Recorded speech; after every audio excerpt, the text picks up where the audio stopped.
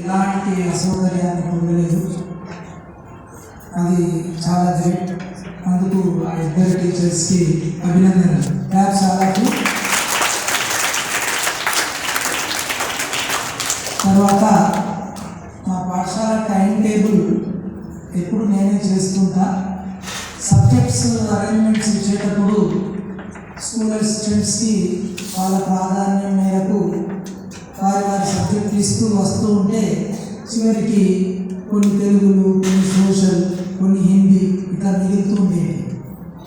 మేడంకి 2 తెలుగు, 2 హిందీ, 1 సోషల్ ఇట్లా ఇచ్చినా కూడా ఆమె ఎలాంటి అభ్యంతరం చెప్పకుండా మరి ఇచ్చిన సబ్జెక్టులకి వెళ్ళి ఆ సబ్జెక్టులను సక్రమంగా బోధిస్తూ పాఠాలు చెప్పిన టీచర్ వేదవతి టీచర్.